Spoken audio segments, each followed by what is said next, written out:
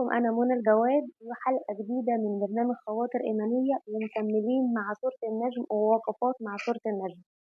حلقتنا النهاردة عن الظن، حلقة في حب الحق عكس الحق الظن، حلقة في حب الحق وفي كره الظن، لأن بعد الظن اسم، وده اللي ربنا قاله لنا سبحانه وتعالى. نكمل الآيات النهاردة، الحلقة من الآية 28 إلى الآية 32. ما لهم به من علم إن يتبعون إلا الظن وإن الظن لا يغني من الحق شيئا. الحلقة اللي فاتت اتكلمنا عن الملائكة وعلاقتنا بالملائكة، والحلقة دي هنكمل الآيات واللي هتوصلنا لحلقة تانية وهي حلقة عن الظن.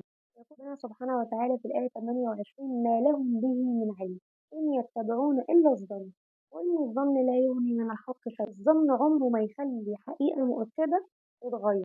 مثلا في ناس عندها هوس في حتة العربية وإن العربية تكون مفتوحة، فيبقى الشخص متأكد شدة الإيمان واليقين إنه قفل العربية، ومع ذلك يرجع تاني يشوفها هل هي مقفولة ولا مش مقفولة. ده اسمه ظن. الظن ده مش هيخلي حقيقة إن الشخص فعلا قفل العربية لما يرجع يلاقيها مفتوحة. الظن عمره ما يخلي شيء حقيقي ومؤكد يتغير. مش عشان صاحب العربية ظن إنها مفتوحة وهو قفلها فلما يرجع يشوفها هيلاقيها مفتوحة، لا هو اتقفلت.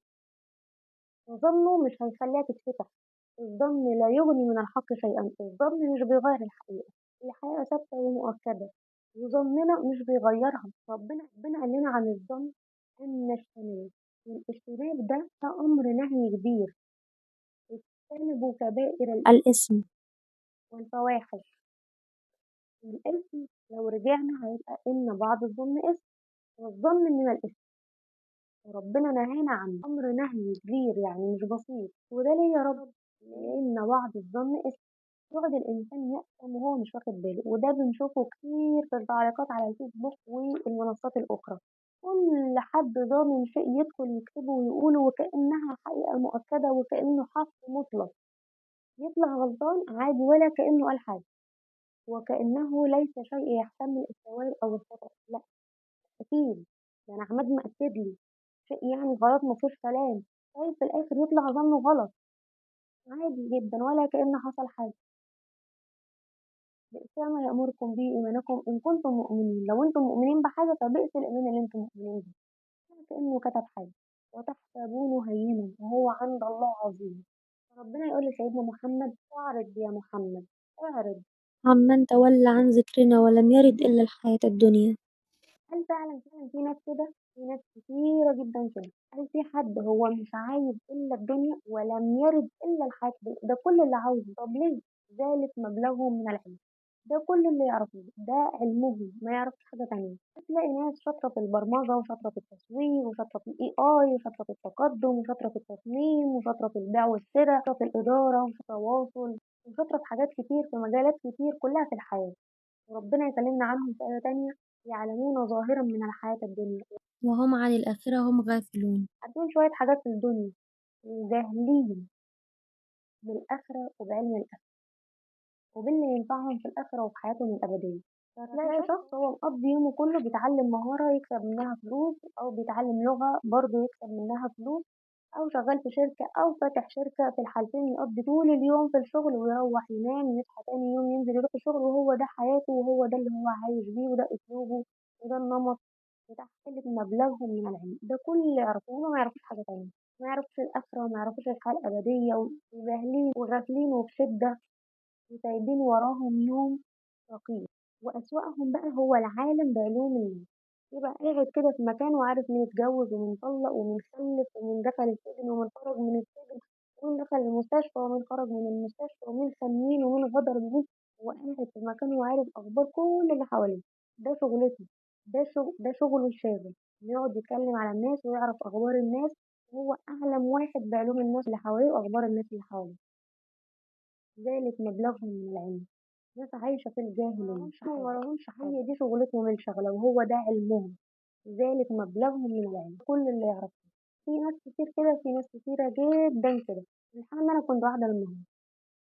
6 7 سنين كده كنت بشعري، كنت بعيدة كل البعد، كانت كل حاجة بتاعتي صحاب خروجات هزار ضحك كله غُص كده في الجاهلية ورجعت، والحقيقة إن أنا لمّا باقول خدت غُص في الجاهلية كده ورجعت أنا مش باهزر هو بجد ده اللي حصل، حسيت إن أنا رُحت الجاهلية ورجعت تاني، والحقيقة إن الحياة هناك ظلام دامي، هناك الناس مش هاممها أي حاجة غير فعلًا علوم الدنيا، هناكل إيه وهنشرب إيه وهننام إمتى وهنصحى إمتى وهنحب مين وهنكره مين وهنتكلم على مين وهننِم على مين وهنغتاب مين وهنزعل من مين وهنخاصم مين وهنضحك على مين وهنتنمر على مين، دنيا، دنيا بس، ذلك مبلغهم من العلم، هم ما يعرفوش حاجة تانية، هو ده كل اللي عارفينه، هو ده حالهم كل يوم، يا في شؤون الناس يا في شؤون نفسهم، في شؤونهم النفسية، أنا عايزة آكل، أنا عايزة أشرب، أنا عايزة أشم هوا، أنا عايزة أخرج، أنا عايزة أروح، أنا عايزة آجي.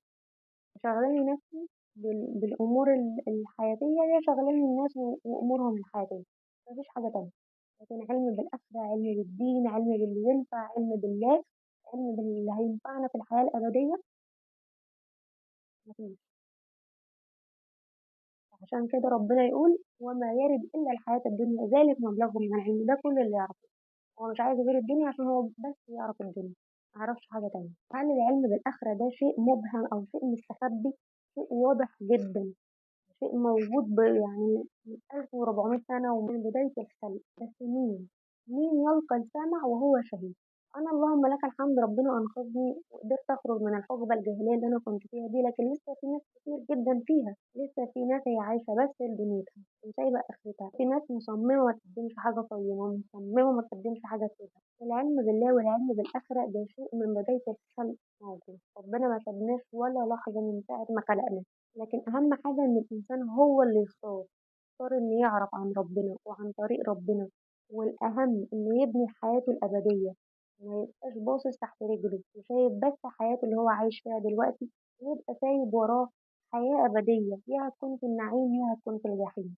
أعلم الناس من يهتم إنه يعلم علم الله علم حياته الأبدية المقيم فيها والخالد فيها سواء في الجنة أو في النار اعرض إن ربك هو أعلم بمن ضل عن سبيله وهو أعلم بمن اهتدى فلله ما في السماوات وما في الأرض ليجازي الذين أساءوا بما عملوا ويجازي الذين أحسنوا بالحسنى وده اللي أنا كنت بكلمكم عنه إن في ناس هي لسه في الجاهلية في ناس خرجت وفي ناس ربنا هداها وفي ناس لسه موجودة هناك اللهم لك الحمد على الهداية ويا رب ربنا يهدي الصالحين ويجازي الذين أحسنوا بالحسنى سنة العدل طب مين يا ربي الذين اجتنبوا كبائر الإثم والفواحش الإثم اللي هو إيه الظن إن بعد الظن إثم ومن الإثم هو الظن الذين اجتنبوا كبائر الإثم والفواحش إلا لما حاجة يعني حاجات بسيطة كده ربك واسع المغفرة يعني الحاجات البسيطة اللي انتوا بتعملوها دي لو استغفرتم وتبتم عليها ربنا يغفرها لكم لأن ربنا سبحانه وتعالى غني ذو رحمة واسع المغفرة أعلم بكم إذ أنشأكم من الأرض إذ كنتم أجنة في بطون أمهاتكم يعني من البداية خالص من وانتوا عدم لحد ما بقيتوا أجنة في البطون لحد ما جيت ربنا الآية سبحانه وتعالى ويقول فلا تزكوا أنفسكم هو أعلم بمن اتقى ما تزكيش نفسك ربنا كده كده عارف مين اللي اتقى ومين اللي ضل محدش يزكي نفسه الله يمن عليكم منه إسلامكم الله يمن عليكم محدش يفكر إن هو عامل جميلة ربنا يعلم كل شيء يعلم بمن اتقى ويعلم من ضل ويعلم كل شيء محدش يزكي نفسه ربنا عالم باللي يعلم ما تسرون وما تعلمون ربنا عارف اللي انت مخبيه وعارف اللي انت بتقوله احنا كلنا ماشيين بالستر يعني فمحدش يذكر نفسه ربنا يديم علينا ستره ونعمه وفضله وكرمه ويزيدنا يا رب منهم كمان وكمان يهدينا ويهدي أنفسنا معاكم أنا منى الجواد في برنامج خواطر إيمانية وكل سنة وحضراتكم طيبين سليم مع سورة النجم ووقفات مع آيات سورة النجم